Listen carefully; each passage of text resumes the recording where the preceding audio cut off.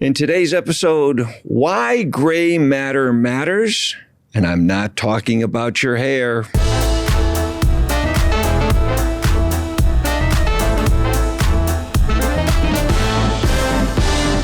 Mary Lou Fasko, welcome to our podcast for Encore 55. Thank you, Ted. You have been a practicing psychologist in the school systems for close to 40 years now. And I'm curious as to how working with young children and the development of their brains and the psychological impact of all that translates into you talking to all of us old folks. Great. Thanks, Ted, for having me. This is a really important subject for me. I've been interested in how the brain functions, gray matters, for a number of years. And in around 1986, I started looking at children's behavior.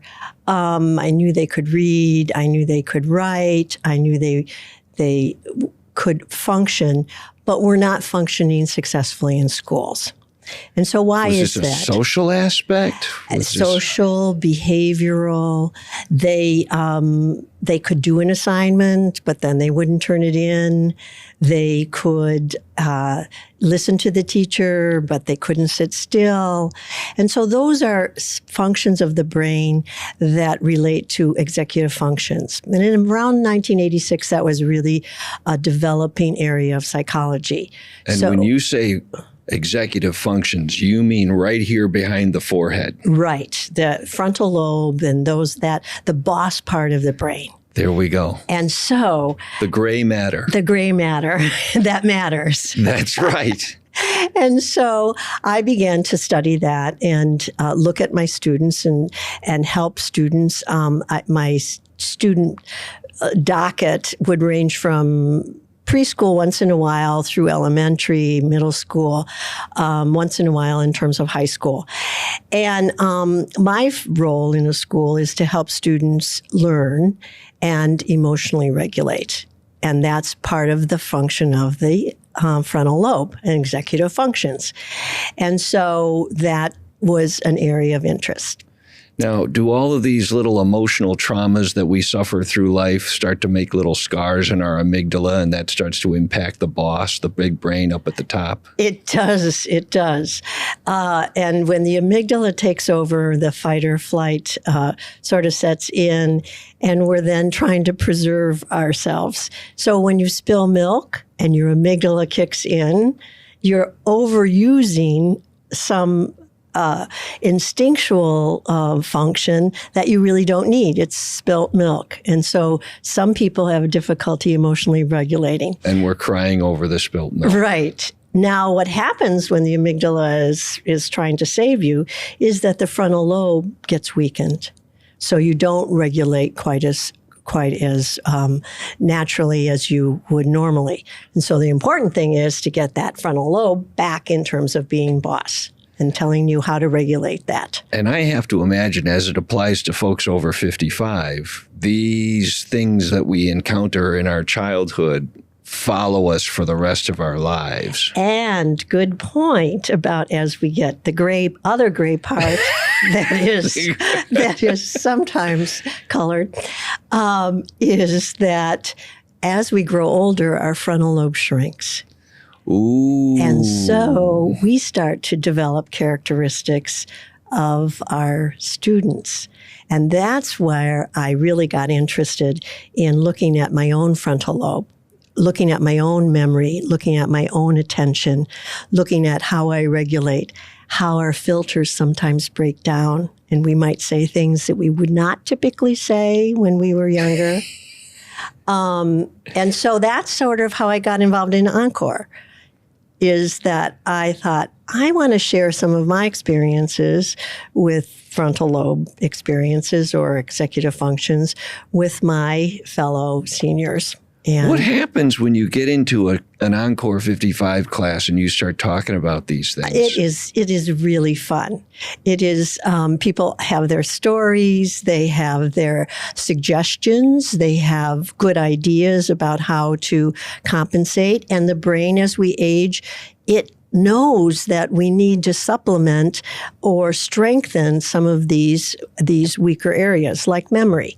And so we discuss strategies in terms of how to improve those skills, those executive function skills. So there's tools or practices or habits that we can do that will help us either slow it down or maybe even stop it altogether. Right. The shrinking of the frontal cortex. You know, we live in a society that's very fast. Mm-hmm. And our attention spans, we as seniors sometimes criticize the young ones for their lack of attention, but our attention span is starting to diminish and weaken or shorten. And so we need to, develop strategies to keep ourselves focused or become less distracted. Like when you walk into a room and you went there to get what? You can't remember. Oh, ever happened to you, Ted? These are. I've always attributed it to the fact that there's 6 thoughts going on in my head at the same time at any given time, and one steps forward and says, "I want my attention now," and I'm like, "But I was walking into the room to do something." Right. And so that there's strategies in order. So it's not my fault. It's not your fault. But you can hold on to the thought for a little longer or make the intent not to forget it. Okay, so you got to think about what you're doing. Right. You can't just go on automatic pilot. Right. That's amazing. Yeah. So tell me about some of these other classes you have. The other area that I'm really starting to, focus on, and it is involved with emotional regulation, which is frontal lobe, which is not where emotions come from. It's where they're regulated. It's the boss brain. So now I've started to look at emotions more seriously, and there's a lot of new research on that in terms of where does that come from and how do we deal with emotions and feelings. And that is a very, very big thing in the curriculum of students in terms of socio-emotional development, because students who are not emotionally open or in tune with their own feelings have a very difficult time learning. Well, and I think your analogy that the frontal lobe is the boss is not just clever. I think there's some practicality to that, because in any organization there's a boss, and everyone at the lower levels of the organization can be saying, "We want this to happen, we want this to happen," but the boss goes, "No," or "Not yet," or "Not this way," or right, inhibiting actions is as important as executing the action. So we need to, maybe with our brain, start to focus on how we're going to deal with these conflicts or stressors, or what, because if you're in a situation and you're trying to make decisions and things don't seem to be working out, you should probably reestablish or reevaluate your strategy about how to move forward. Yeah, right. And if you're talking in terms of emotions, you use your frontal lobe to support your strategies in dealing with them. Mark Brackett is one of my favorite researchers from Yale, and he wrote the book Permission to Feel. And one of the dilemmas is that we don't get in touch with our feelings. If you ask a child, you ask an adult, what are the feelings? They're mad, sad. They're all short A's, not A's. Mad, sad, glad. But there's lots of other ones. Anger is one thing, but disappointment is another. If you understand your feelings, embarrassment. Yes, shame, those types of things. Then you can regulate them, and then you can deal with them. And I think that's really important in our society, because we have a lot of emotional flux going on. So this is not just looking at the brain. This is looking at how the brain runs your life. Right. So you have this, at least I was taking notes from our conversation the other day, emotional regulation Is that part of this class that you're talking about? And in terms of the emotional, the class that's on emotions or feelings, that's part of it. Part of it's identification. Part of it's labeling, understanding what the feelings are, what the difference between anger and disappointment, what's the difference between love and attachment. Ooh. That makes a difference. Is that word overused, love? Or underused? Maybe the experience is underused. Probably the word is used a lot. If you're from the same time era, all our songs were about love. That's it. Love and loss. That's it. And you don't know what's gone or you don't know what you had until it's gone. It's gone. That's right. Oh my goodness. Well, you have some strategies for regulating these emotions, especially the stronger ones, and when that's in the heat of it or not. And one of the things I wrote down from our conversation was less hemispheric, more holistic, and even an idea about meditation. Can you speak to that a little bit? Yeah. A couple of the things is that as we age, our brain will compensate. And so when we're younger, hemispheric action is very natural and instantaneous and very functional. And as we grow older, our brain realizes that we need a little more power because cells are dying but so it'll compensate, and we think more holistically. We think more reflectively as we get older. And there's some really positive things about aging that we start to do that we don't realize that kick in. And the other thing is, and this is the big research on emotion now, is that we have control over our emotions. Emotions are actually physical. Feelings are the interpretation of the emotion. Wow. And one of the things is that meditation, mindfulness, breathing, controlling our breathing, controlling our amygdala, help regulate the emotions and help us get in tune with our feelings, which is our interpretation of our emotions. One of the big things I say is that when you're dealing with emotions, you deal with all four things. You deal with the physiology of it, you deal with the behavior of it, you deal with the psychological pieces of it, and you deal with one more. The physiological? I mean, like when you said emotions are physical, it's not just these chemical reactions happening inside your skull. There are all kinds of things running loose, adrenaline and so on and so forth. There are.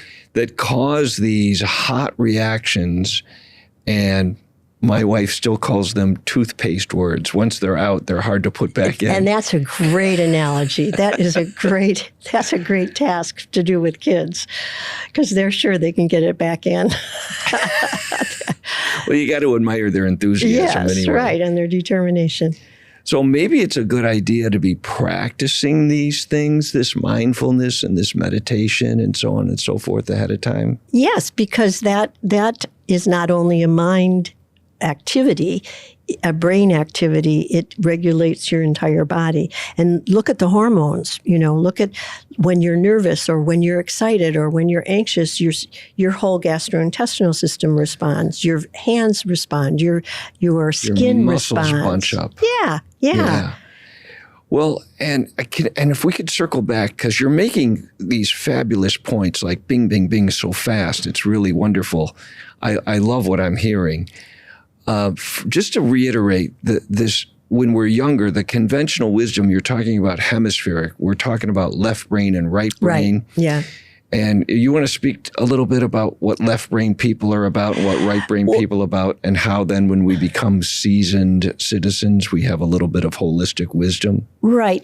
Well, the hemispheric function is really instantaneous. Our brain, it is so amazing. I say, I share with students or the class how at night, one of the things is to look at your physiology and say, thank you, brain, for functioning all day long without me even doing anything. My heart beating, my lungs. Lower digestion. Yeah, 24/7 with a long time. A refrigerator wouldn't be lasting this long. I'm 76, so, and I bless, every day that, and that's not even the boss. That's down at the brainstem. Yeah, that's so. The brains, the hemispheric is the right, the spatial and the reasoning and the logic and the speech, and that it's bouncing back and forth at instantaneous. Talk about the boss brain, the frontal lobe.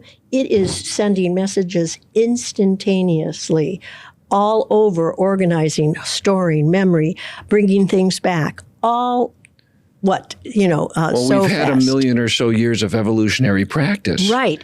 And evolution, our bodies are constantly, one thing is trying to keep us preserved, alive. And so that when we age, we have some holistic kinds of things that our brain is functioning. We have cells that neurons that we probably haven't used that will sort of step up. If we train them, you talked about meditation, if we engage them, we have really still a lot of potential that is good and is designed to help us stay alive a little longer. Is that why many children then tend to act on their emotion? And then as we get older, we've accomplished a little bit of what we might call wisdom. And so therefore this holistic practice. Yeah, talk about evolution. This I think is really one of the things that neuroscientists have looked at in terms of aging is that as we grow older, our body knows that it's going to end, our life is going to end. Wow. Maybe more so than we know consciously. And one of the things we tend not to do is not to sweat the small stuff.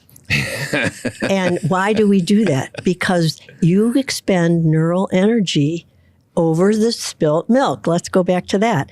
And the spilt milk is not worth your neural energy at this age. And so we sort of like sit back and are a little calmer. Been there, done that.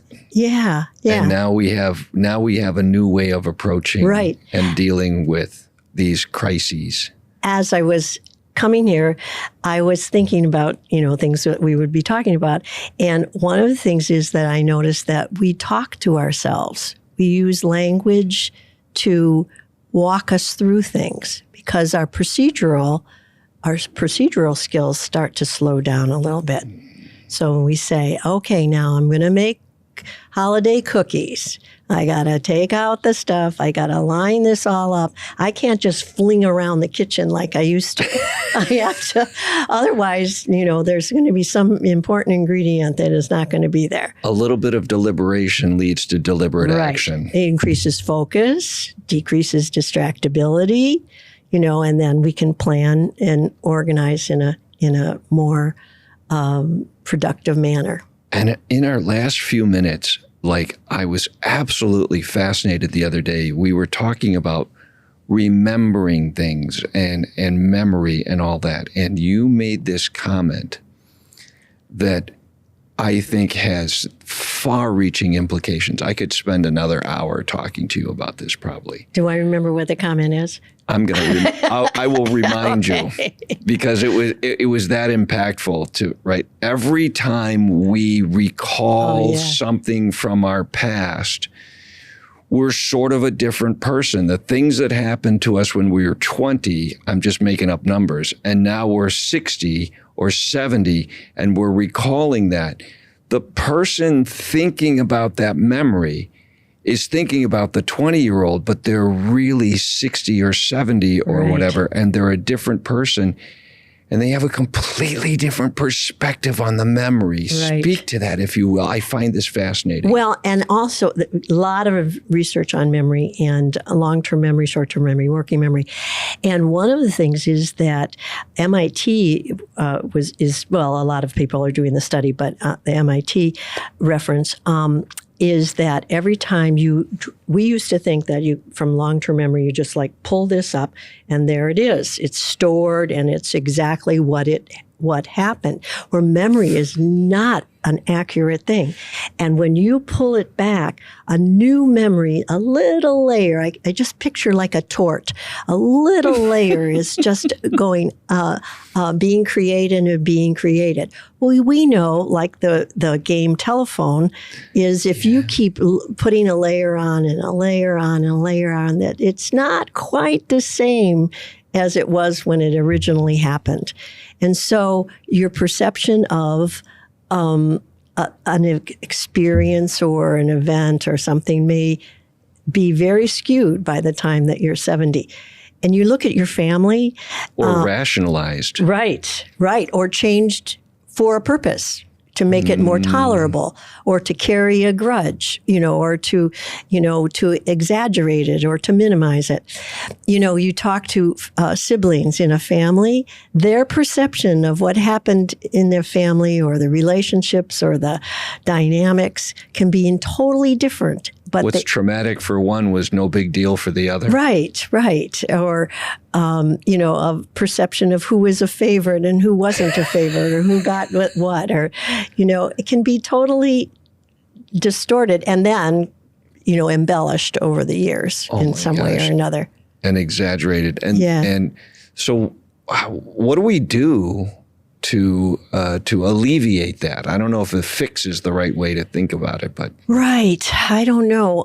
To change it, I think it's to be aware of it, to be aware of the fact that this may not be as accurate as in terms of reality, but it probably is speaking to you. Why is it that you're remembering it that way? Or what are the feelings associated with that sister that's different than with the other sister? Right. What is it? And then speak to it, because actually that's become the reality. If you stop and think about it. Yes, that's the fascinating thing, is that, right, there's no way to go back and look at it objectively. Right, because you can't be 20 anymore. Right. And you have to look at it as now I'm a 60-year-old or 70-year-old or whatever. And, what meaning does that have for me? But maybe some of this holistic processing now can help us temper or alleviate or reflect, or our reflective nature now. Yes. Now we're not as reactive. Like the 20-year-old sisters, there could have been a lot of emotion involved in that. But the 60-year-old sisters can now think about it maybe in a different way. And maybe some of these grudges or things can be reconciled a little bit. Oh my gosh, that's so tremendous. I hope everybody wants to go take your classes now, because these are fascinating topics to me. They are. And you seem to be having some real world applications to these academic things. And, I have to say, Ted, and I don't want to call them even students, I call them my colleagues, or because I view myself as a facilitator, because we are all living these experiences and we all have really important things to share. And every class I learn something. There's comments and there's suggestions and strategies and stories, and I'm like, wow, this is rich. This is very rich. I have had similar experiences. I know what you mean. That's awesome. Yeah. Mary Lou, thanks for being with us today. Thanks, Ted, for having me. I hope you come back soon. We'll continue this conversation. It's lovely. All right. But come to my class, I'll come to yours. Perfect. Let's do that. Okay. Very good. Thanks so much.